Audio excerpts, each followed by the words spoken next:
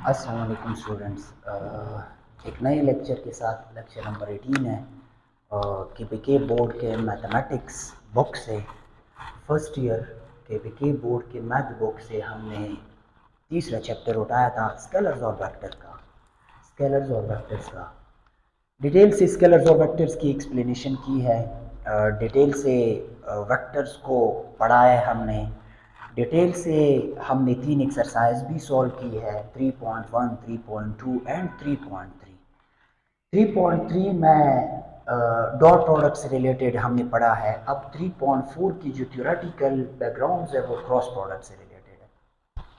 आपको बताता चलूं कि हमने पढ़ा था दो वेक्टर्स को जब ऐड करते हैं, दो वेक्टर्स को जब ऐड करते हैं तो रिजल्ट एक नया वेक्टर आता है। जब दो वेक्टर्स को, दो वेक्टर में से किसी एक वेक्टर में से दूसरा वेक्टर सब्ट्रैक्ट करते हैं तब भी रिजल्ट कोई वेक्टर आता है।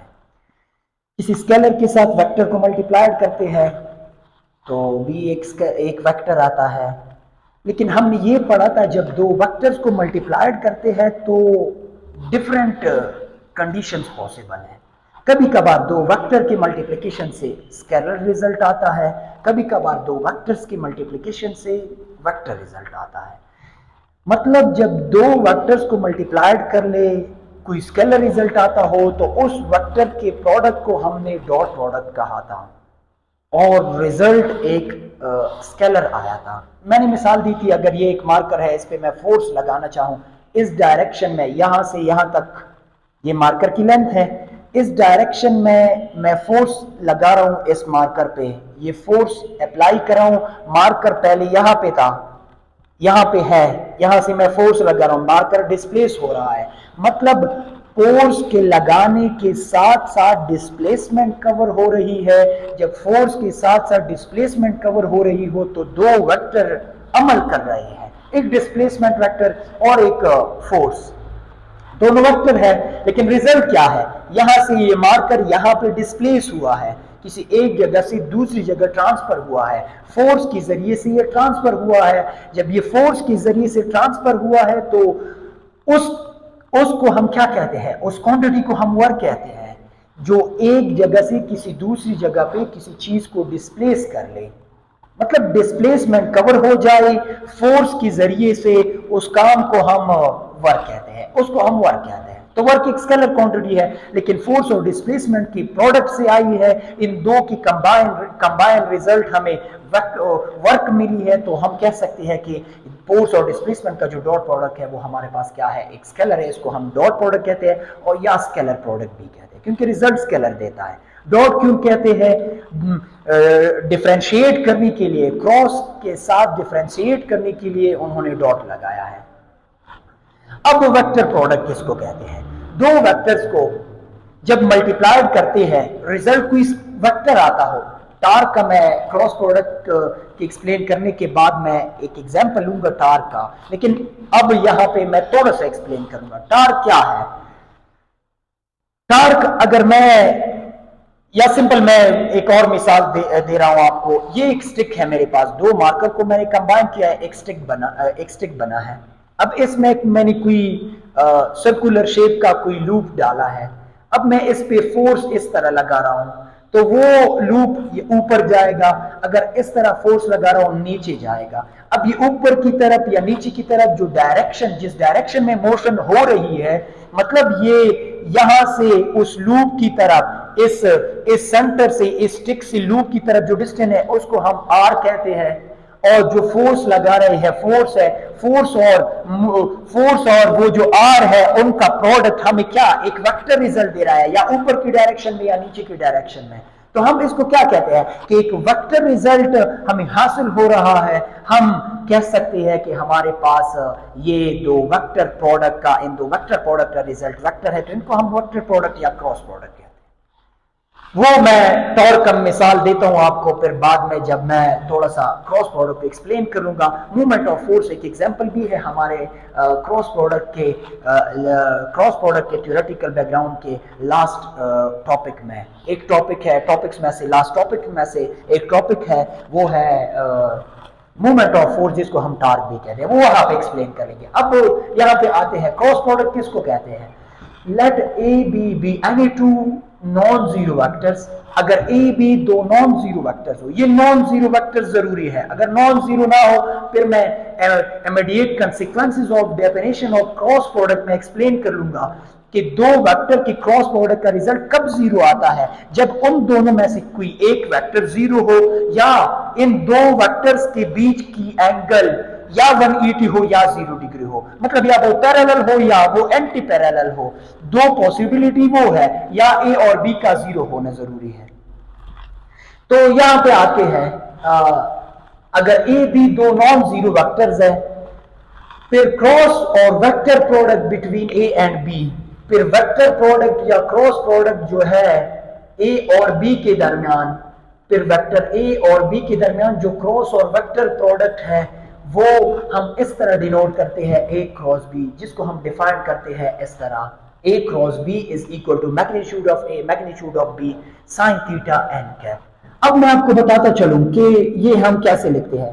फॉर एग्जांपल मेरे पास एक वेक्टर है और दूसरा वेक्टर ये है, इसको मैं ए कहता हूं और इसको मैं बी कहता हूं। दो वेक्टर्स की जॉइनिंग से एक वर्टेक्स बनती है, उसको हम एंगल कहते हैं। दो रेस के दरमियान जो एंगल बनता है उसको, ये जो वर्टेक्स पे दो वेक्टर जिस वर्टेक्स पे जिस पॉइंट पे ये वेक्टर जॉइन होते हैं वो वहां पे एंगल बनती है, उसको हम थीटा कहते हैं। अब इस थीटा ही की वजह से, क्योंकि डॉट प्रोडक्ट में भी हमने कहा था अगर ये एक वेक्टर है ये दूसरा वेक्टर है, फिर इन दोनों का डॉट प्रोडक्ट हमने क्या लिखा था, A magnitude B magnitude cos theta, क्योंकि वहां पे जो कंपोनेंट हाइपोटेन्यूज के साथ हम लेते थे वो कौन सा कंपोनेंट लेते थे, ट्रायंगल का वो हम बेस लेते थे। वो डॉट प्रोडक्ट की एक्सप्लेनेशन है, आप वहां पे चेक कर सकते हैं, डॉट प्रोडक्ट में मैंने डिटेल से एक्सप्लेन किया है। अब ये दो वेक्टर्स है, एक ये है और एक ये है। अगर इन दोनों का मैं क्रॉस लिखना चाहूं, क्रॉस प्रोडक्ट लिख लूं, तो मैं कैसे लिखूंगा, ए क्रॉस बी, इनका कोई रिजल्टेंट वेक्टर किधर होगा, वो इनके परपेंडिकुलर होगा। इन दोनों वेक्टर्स का जो रिजल्टेंट ए क्रॉस बी होगा, जो इन दोनों का रिजल्ट आएगा, मतलब इन दोनों की क्रॉस प्रोडक्ट का जो रिजल्ट आएगा वो इस डायरेक्शन में होगा, इनका परपेंडिकुलर प्लेन के परपेंडिकुलर होगा। वो किस तरह हम एक्सप्लेन कर सकते हैं, हम इस तरह एक्सप्लेन कर सकते हैं, अगर ए बी दो वेक्टर्स है उनका क्रॉस प्रोडक्ट हम इस तरह लिख सकते हैं, magnitude of A magnitude of B sine theta. यहाँ पे साइन का मतलब ये है कि यहाँ पे इफेक्टिव कंपोनेंट जो है वो क्या है, एक हाइपोटेन्यूज है, एक परपेंडिकुलर है। इन दो की वजह से इस एंगल को हम थीटा कहते हैं। अब अगर हम पहला वेक्टर ये लेते हैं तो फिर एंगल की डायरेक्शन हमारे पास क्या है, ये है, यहां से रोटेट हो गया है दूसरा वेक्टर। ये राइट हैंड रूल के जरिए हम कह सकते हैं, किसके जरिए, राइट हैंड रूल।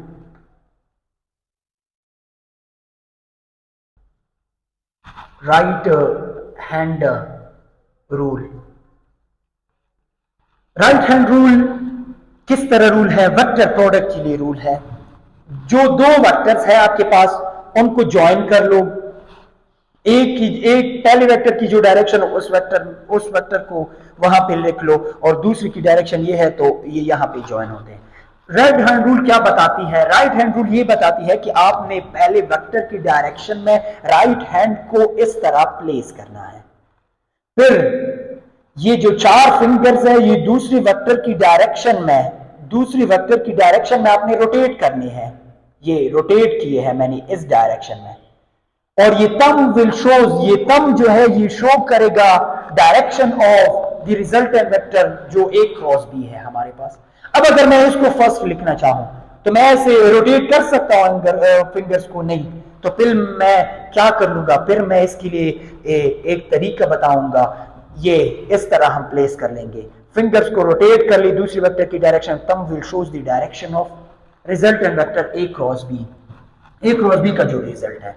तो ये हमारे पास वर्टेक्स है, ये दो वेक्टर्स है, इनका जो रिजल्ट आएगा वो अपवर्ड डायरेक्शन में होगा, ए क्रॉस बी, उसको हम क्या कहते हैं, एन कैप या ए क्रॉस बी वेक्टर, जिसको हम एन कैप से भी रिप्रेजेंट कर सकते हैं।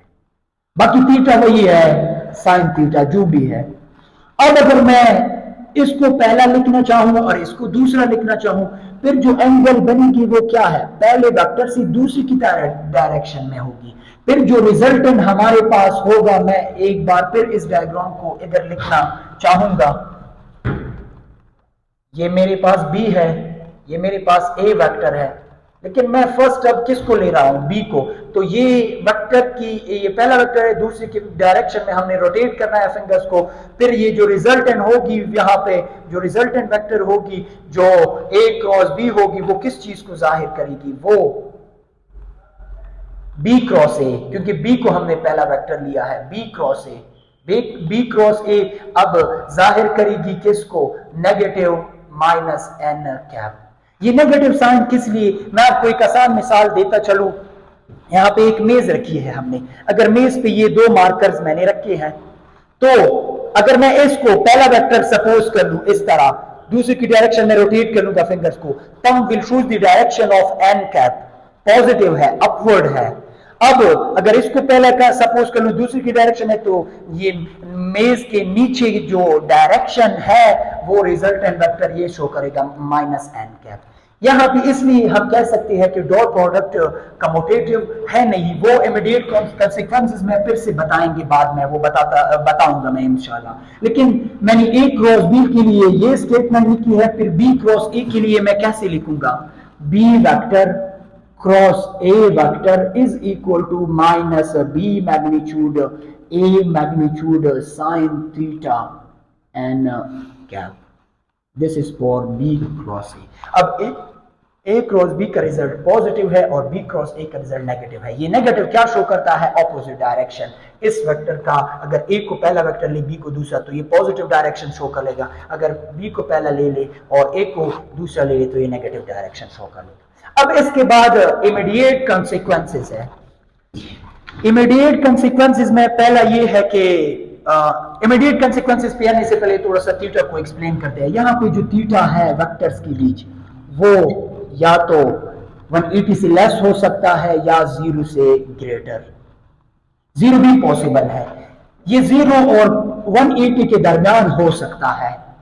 0 क्यों नहीं हो सकता, अगर 0 हो जाए तो साइन 0 हमें क्या रिजल्ट देता है, 0, कोई फायदा ही नहीं है। दो वेक्टर ऐसे है सेम डायरेक्शन में, मैं आपको टॉर्क में ये मिसाल दूंगा। ये एक्सिस ऑफ रोटेशन से जहां पे मैं फोर्स लगाता हूं, हैंडल जो कुंडी लगी है उसको line of action of force कहते हैं। अगर मैं line of action of force पे इस तरह या इस तरह फोर्स ना लगाऊं, इस तरह अगर यहाँ पे इसके साथ मैंने ये सपोज कर लो यहाँ पे एक दरवाजा है, फॉर एग्जांपल ये एक गेट है, ये एक्सिस ऑफ रोटेशन है उस गेट की। यहाँ पे मैंने क्या करना है, इस गेट की कुंडी यहाँ पे लगाई है मैंने। अब यहां से यहां तक जो डिस्प्लेसमेंट है, ये मैं क्रॉस प्रोडक्ट में फिर से एक्सप्लेन कर दूंगा। ये जो डिस्प्लेसमेंट है इसको हम आर कहते हैं, मूवमेंट आर। अब अगर इस फोर्स, इस कुंडी पे मैं इस तरह फोर्स लगा लूं, या बंद होगा, या अंदर की तरफ लगा लूं, या वो ओपन होगा, मतलब यहां पे लाइन ऑफ एक्शन को अगर मैं ये कंसिडर करूं तो दरवाजा बंद होगा या खुल जाएगा। लेकिन अगर मैं यहां से जोर लगा लूं, आर भी इस डायरेक्शन में है और फोर्स भी इस डायरेक्शन में लगा लूं, तो गेट खुलेगा नहीं। क्यों नहीं खुलेगा, गेट रोटेट नहीं करेगा, ना अंदर की तरफ आएगा ना बाहर की तरफ। क्यों, क्योंकि दो वेक्टर्स क्या है, पैरेलल है। क्रॉस प्रोडक्ट में जब दो वेक्टर्स पैरेलल हो या एंटी पैरेलल हो, अगर ये एक ये है और मैं इस तरफ जोर लगाना चाहूंगा, तो फिर भी ये क्या होगा, ये रोटेट नहीं करेगा। जब रोटेट नहीं करेगा तो हम फजूल में फोर्स जाया कर रहे हैं, इसका मतलब ये है कि ना एंटी पैरेलल वेक्टर्स पॉजिटिव कोई रिजल्ट दे सकते हैं 0 के अलावा, ना जब 0 डिग्री हो उन दो वेक्टर्स के बीच, ना वो कोई रिजल्ट दे सकते हैं। तो 0 रिजल्ट हमारे पास कब आएगा, जब दो वेक्टर पैरेलल हो या एंटी पैरेलल हो। इसलिए हम यहाँ पे कह सकते हैं कि थीटा 180 से लेस हो सकती है, 0 से ग्रेटर पॉसिबल है। अब आप सोचेंगे कि ये थीटा 270 क्यों नहीं हो सकती, वो मैंने डॉट प्रोडक्ट में भी बताया है।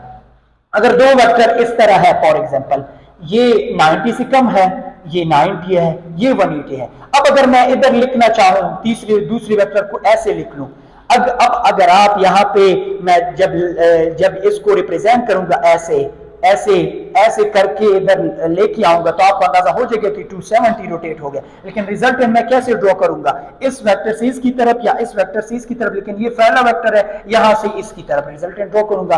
अब इंटीरियर एंगल जो है वो हमारे पास क्या बनेगी, 90, मतलब 270 का बिहेवियर क्या है, 90 ही जैसा है।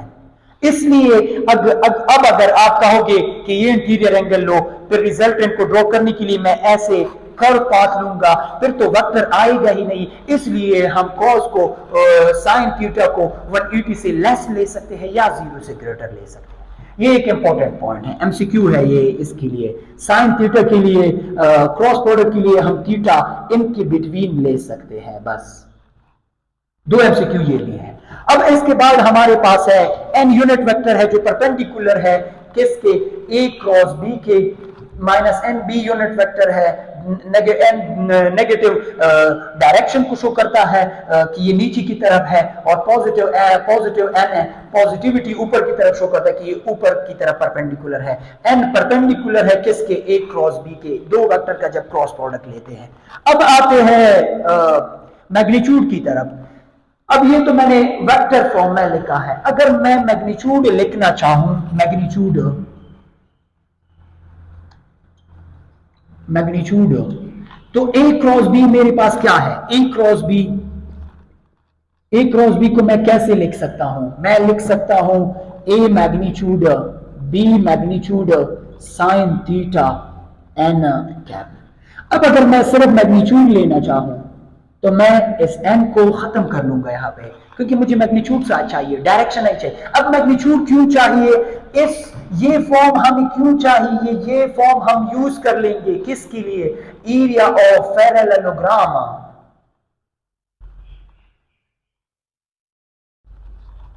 या हम यूज करेंगे ये फॉर्म, इस फॉर्म को मैग्नीट्यूड फॉर्म की मदद से हम एरिया ऑफ ट्रायंगल भी फाइंड कर सकते हैं। वो बात की टॉपिक है, वो बाद में देखेंगे, लेकिन मैग्नीट्यूड फॉर्म की मदद से हम ये फाइंड कर सकते हैं। वेक्टर्स की मदद से, दो वेक्टर्स की मदद से पैरेललोग्राम का एरिया भी हम फाइंड कर सकते हैं, ट्रायंगल का भी फाइंड कर सकते हैं। अब आते हैं एक्सप्रेशन की तरफ, expressing cross product in terms of components. Components की फॉर्म में हम क्रॉस प्रोडक्ट को कैसे लेते हैं, इन टर्म्स ऑफ कंपोनेंट्स हम क्रॉस प्रोडक्ट को कैसे लेते हैं, cross product in terms of components, cross product in terms of components।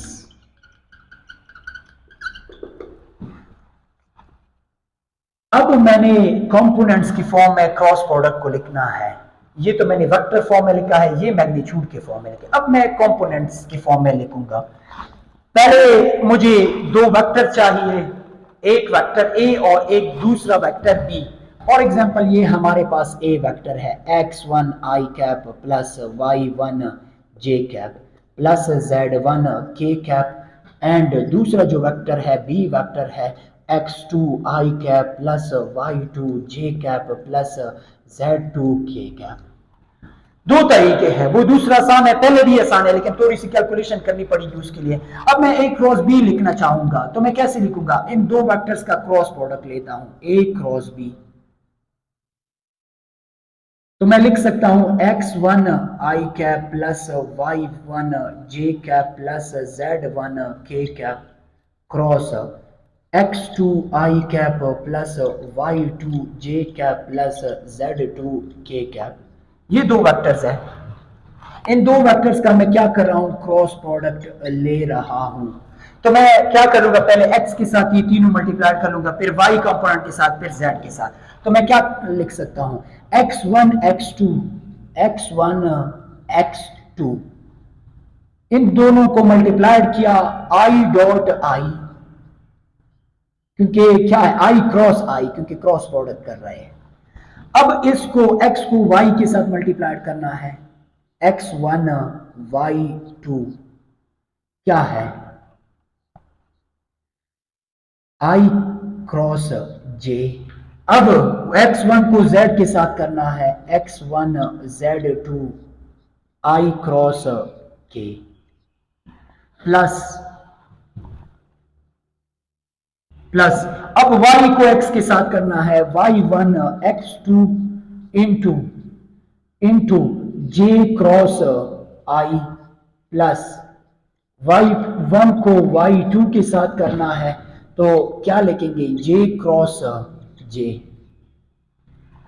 Plus अब क्या करना है y1 को z2 के साथ, y1 z2 क्या है y का j और इसका क्रॉस k प्लस z का अब z1 x1 into k cross i plus z1 y1 z1 y2 z1 x2 z1 x2 z1 x2 z1 y2 k cross j plus last है z1 z2 k cross k। अब अगर आप देख लें, पहले मैंने x1 को x2 के साथ मल्टीप्लाइड किया i क्रॉस i, x1 को y2 के साथ मल्टीप्लाइड किया i क्रॉस j, फिर x1 को z2 के साथ मल्टीप्लाइड किया i क्रॉस j k। अब y1 को x2 के साथ j क्रॉस i, अब y1 को y2 के साथ j क्रॉस j, अब y1 को z2 के साथ j क्रॉस k। अब z1 की बारी आ गई, z1 x2 j k cross i, अब z1 को y2 के साथ k क्रॉस j, अब z1 को z2 के साथ k क्रॉस k। इसके लिए मैं तीन चीजें पहले क्लियर कर लूं आपके लिए। ये यूनिट वेक्टर है i, ये इसके परपेंडिकुलर वेक्टर है j, और ये इसके परपेंडिकुलर वेक्टर है k। i डॉट i हमें क्या रिजल्ट देता है, इधर मैं लिखना चाहूंगा i cross i parallel vectors है, i ये भी है और दूसरा i भी ले लूं तो मैं i क्रॉस i को, j क्रॉस j को, k क्रॉस k को कैसे लिख सकता हूं, ये तीनों यूनिट वेक्टर्स है, इनको मैं लिख सकता हूं क्या, इसका मैग्नीट्यूड साइन 0, इसका मैग्नीट्यूड साइन 0, इसका मैग्नीट्यूड साइन 0, तो साइन 0 0 की इक्वल है, हमारे पास क्या रिजल्ट आएगा 0।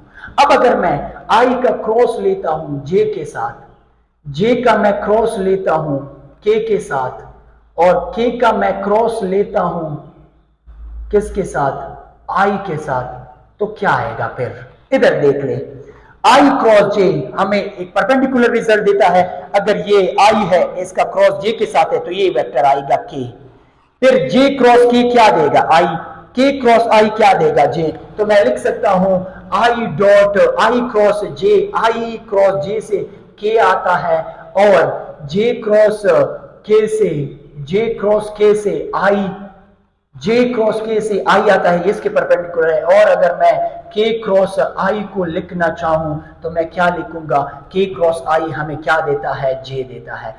ये क्या है, ये मेरे पास क्या है, ये कैप लिख सकते हैं आप, अगर ना भी लिख ले कोई फर्क नहीं पड़ता, क्योंकि ये यूनिट वेक्टर है, नॉमिनेटेड है। ये दो पॉइंट्स क्लियर हो गए।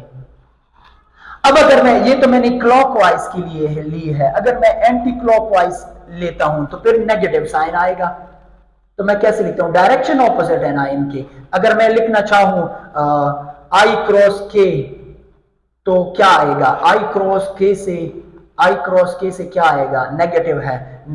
इधर अगर a क्रॉस b को n कैप लिया है, b क्रॉस a को माइनस n लिया है ना, a क्रॉस b को n लिया है, b क्रॉस a को माइनस n लिया है, तो मैं लिख सकता हूं अगर i क्रॉस j k देता है तो j क्रॉस i फिर क्या देगा, j क्रॉस i फिर माइनस k देगा। अब मैंने क्या लिया है, i क्रॉस k को माइनस j में लिख सकता हूं, और दूसरा है k क्रॉस j को मैं माइनस i लिख सकता हूं, k क्रॉस j को, j cross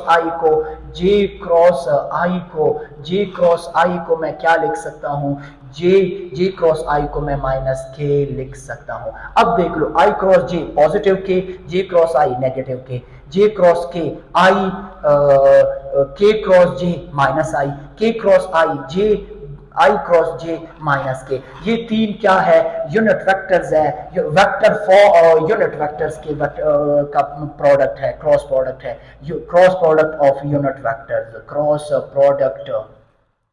product of unit vectors. ये यूनिट वेक्टर्स का क्या है, क्रॉस प्रोडक्ट है हमारे पास। अब मैं इधर आऊंगा, आई क्रॉस आई, जे क्रॉस जी, सिमिलर वेक्टर हो यूनिट वेक्टर तो जीरो देता है रिजल्ट। अब अगर इधर देख ले, आई क्रॉस आई जीरो, जे क्रॉस जे किधर है जीरो, के क्रॉस के किधर है जीरो। अब आई क्रॉस जे को देखते हैं, आई क्रॉस जे के, इसका क्या आएगा के, आई क्रॉस के, आई क्रॉस के माइनस जे। अब आगे क्या है, जे क्रॉस आई, जे क्रॉस आई माइनस के। अब आगे जे क्रॉस के, जे क्रॉस के, जे क्रॉस के पॉजिटिव आई, के क्रॉस आई, के क्रॉस आई पॉजिटिव जे। अब क्या है आगे, के क्रॉस जे, के क्रॉस जे किधर है, के क्रॉस जे माइनस आई। अब मैं एक और स्टेप लिख सकता हूं इधर कैसे, अब मैं लिख सकता हूं A cross B is equal to, ये तो जीरो हो गया। अब x वाले कंपोनेंट में पहले i वाले कंपोनेंट लेता हूं, i वाला एक ये है और दूसरा मेरे पास किधर है और दूसरा ये है। तो मैं लिख सकता हूं इसके साथ माइनस है, मैं पॉजिटिव वाला पहले लूंगा, y1 z2 माइनस इसके साथ मल्टीप्लाइड हो जाए z1 y2 minus z1 y2 i cap. आई मैंने कॉमन लिया है। अब जे को देखते हैं, जे वाला एक ये है और दूसरा मेरे पास जे वाला क्या है, ये है। x1 इधर है, x2 इधर है, मैं इसको पहले लिखना चाहूंगा तो मैं लिख सकता हूं माइनस जे कैप। इसकी कंपोनेंट क्या है, x1 z2, इधर पॉजिटिव है, ये माइनस मैंने कॉमन लिया है तो ये क्या आएगा z1 x2 प्लस तीसरा क्या है, के है मेरे पास, के कैप। के कैप के कौन से कंपोनेंट आएंगे, एक पॉजिटिव वाला x1 y2, दूसरा कौन सा है, के वाला x1 y2 y1 x2 plus minus y1 x2। ये मेरे पास क्या है, कंपोनेंट फॉर्म है। क्रॉस प्रोडक्ट को हमने इन टर्म्स ऑफ कंपोनेंट लिया है, x2 y1 z2 minus z1 y2 i cap minus x1 z2 minus z1 x2 x1 y1 minus y1 x2 k cap. या इसको दूसरा तरीका इसका ये है, इसको हम ऐसे भी लिख सकते हैं, ऐसे a क्रॉस b, हमारे पास दो वेक्टर्स है, डिटर्मिनेंट फॉर्म की मदद से भी हम फाइंड कर सकते हैं i j k। ये मेरे पास क्या है, ए के जो कंपोनेंट है वो पहले रो में है x1, दूसरे रो में y1 z1, और जो x के b के कंपोनेंट है x2 y2 और z2, इस तरह लिख सकते हैं। इनका प्रोडक्ट भी हमें क्या रिजल्ट देता है, इनका प्रोडक्ट भी यही रिजल्ट देता है। आप डिटर्मिनेंट की मदद से इसको फाइंड कर सकते हैं, z1 y1 z2 minus z1 y2 i cap negative j cap क्या आएगा, x1 z2 minus z1 x2 plus k cap x1 y2 minus y1 x2। अब इमीडिएट कॉन्सिक्वेंसेस है, कुछ कॉन्सिक्वेंसेस भी करते हैं, पढ़ते हैं, उसके बाद नेक्स्ट लेक्चर में हाजिर होंगे। इमीडिएट कॉन्सिक्वेंसेस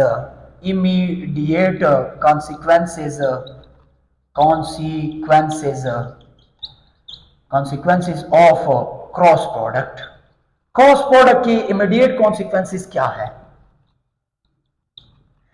पहला अंदाजा तो ये हो गया है, क्रॉस प्रोडक्ट क्या है, कम्यूटेटिव नहीं है डॉट प्रोडक्ट की तरह, एंटी कम्यूटेटिव है। Cross product is anti commutative. Cross product is anti commutative. क्यों? क्योंकि A cross B is not equal to B cross A cross B equal नहीं है किसके? बी क्रॉस ए के, बल्कि किसकी इक्वल है? एंटी कमोटेटिव है, कमोटेटिव नहीं है। और दूसरा हमारे पास क्या है कॉन्सिक्वेंस? ये है अगर ए बी पैरेलल है, दूसरा कॉन्सिक्वेंस क्या है? ए अगर पैरेलल है बी के तो फिर क्या होगा? ए क्रॉस बी जो रिजल्ट देगा magnitude of A magnitude of B sine sine 0 degree, क्या रिजल्ट देगा? 0। ये मैंने बताया भी है। तीसरा का क्या आएगा? अगर ये दोनों क्या है? एंटी पैरेलल है, एंटी पैरेलल है तब भी क्या रिजल्ट आएगा? 0 आएगा। अगर ए क्या है? एंटी पैरेलल है बी के, ए एंड बी और एंटी पैरेलल और एंटी एंटी पैरेलल, तो फिर क्या आएगा? ए क्रॉस बी का जो रिजल्ट आएगा हमारे पास A magnitude B magnitude sine 180 degree, वो भी क्या आएगा? इक्वल टू 0 आएगा। अब दो तीन और कॉन्सिक्वेंसेस और करते हैं। हमारे पास जो अगला कॉन्सिक्वेंस है वो चौथा जो कॉन्सिक्वेंस है वो हमारे पास चौथा कॉन्सिक्वेंस क्या है? मैं इधर पॉइंट्स की शक्ल में लिखता हूं आपके लिए। इधर चौथा कॉन्सिक्वेंस ये है। चौथा चौथा क्या है मेरे पास? अगर ए क्रॉस बी इक्वल टू 0 है तो कितनी पॉसिबिलिटी है? आइदर या इधर ए इक्वल टू 0 और बी वेक्टर इक्वल टू 0। अगर ए बी 0 है या 0 ए है या बी है, या अगर ये 0 नहीं है फिर क्या है? ए पैरेलल है किसके? ए बी के पैरेलल है। ये एक और कॉन्सिक्वेंस है। अब हमारे पास एक कॉन्सिक्वेंस और है, वो क्या है? डिस्ट्रीब्यूटिव प्रॉपर्टी होल्ड करती है। डिस्ट्रीब्यूटिव प्रॉपर्टी होल्ड करती है क्रॉस प्रोडक्ट। मैं लिख सकता हूं A plus B over addition B और over subtraction B, A plus B cross C is equal to A cross C plus A cross B cross C, A cross C B cross C. तो इधर अगर मैं आपके लिए एक चीज और ऐड कर रहा हूं लेक्चर में, वो चीज क्या है वो इधर एक्सप्लेन करते हैं। थोड़ा सा इसके साथ थोड़ा सा यहां पे एक्सप्लेन करते हैं। ये आपने ये प्रॉपर्टी एक और जगह पे भी पढ़ी है। किधर है? ये एंटी कम्यूटेटिव वाली। कौन सी? एंटी कम्यूटेटिव वाली। ए क्रॉस बी इक्वल है किसके? माइनस बी क्रॉस ए के। इसको हम कैसे लिख सकते हैं? आई जे के x1 y1 z1 x2 y2 z2, ये किसकी इक्वल है? आई जे के ई की components x2 y2 z2 x1 y1 z1 negative. ये हमने किधर? प्रॉपर्टीज ऑफ डिटर्मिनेंट में ये बात हमने पढ़ी थी। अगर दो रोज को चेंज करते हैं तो उनका जो डिटर्मिनेंट है वो क्या होता है? एडिटिव इनवर्सेस होते हैं उनके डिटर्मिनेंट, एडिटिव इनवर्सेस होते हैं। इसलिए हम कह सकते हैं अगर दो रोज को चेंज कर ले, इनकी पोजीशन इनके साथ चेंज कर ले, या एक्स कंपोनेंट ए के कंपोनेंट्स की जगह बी की कंपोनेंट्स लगाए या बी की जगह ए की कंपोनेंट्स लगाए, तो नेगेटिव साइन लाजमी आ गया। इनका जो क्या है डिटर्मिनेंट है वो इक्वल नहीं आता, वो हमारे पास क्या है? एंटी कम्यूटेटिव है। इसलिए हम कह सकते हैं कि ए क्रॉस बी क्या है? एंटी कम्यूटेटिव है। तो स्टूडेंट्स ये तीसरी प्रॉपर्टी, ये जो डिस्ट्रीब्यूटिव है इसको भी थोड़ा सा देखते हैं। इसको डिस्ट्रीब्यूटिव को, हाँ मैंने क्या कहा है? मैट्रिक्स की मदद, मैट्रिक्स से रिलेटेड भी हमने इसकी बात की थी डिटर्मिनेंट में। प्लस सी, इसको मैं कैसे लिख सकता हूँ? A cross C plus B cross C vector. तो मैं लिख सकता हूँ आई जे के, इसके कंपोनेंट्स क्या है? x1 इसके प्लस y1, ए प्लस बी है, इसके क्या है? x1 plus x2 y1 y2 plus है बीच में z1 प्लस z2, और c के क्या है? x3 y3 z3 3 is equal to ए के है आई जे के, ए के कंपोनेंट है x1 y1 z1, सी के x3 y3 z3 प्लस आई जे के, बी के क्या है x2 y2 z2 x3 y3 z3, इन दो को ऐड कर ले ये इसकी इक्वल आएगा। और ये डिस्ट्रीब्यूटिव प्रॉपर्टी क्या है, होल्ड करती है with respect to addition also with respect to multiplication. ये एडिशन के लिए भी है, ये एडिशन की विद रिस्पेक्ट टू एडिशन भी है डिस्ट्रीब्यूटिव प्रॉपर्टी और मल्टीप्लिकेशन, और एडिशन और सब्ट्रैक्शन के लिए भी है, दोनों के लिए ये होल्ड करती है। आगे ज्योमेट्री की तरफ आते हैं, ट्राइंगल और पैरेललोग्राम की एरिया फाइंड करते हैं, फिर angle between two vectors topic रहता है एक, वो भी डिस्कस करते हैं, और इसके साथ साथ एक लास्ट टॉपिक है मूवमेंट ऑफ फोर्स, उसके बाद एक्सरसाइज पे आते हैं। आज के लिए इतना ही स्टूडेंट्स, आप अगर आपके जहन में कोई क्वेश्चन हो तो आप कमेंट सेक्शन में भी पूछ सकते हैं। आज के लिए इतना ही, अल्लाह हाफिज़।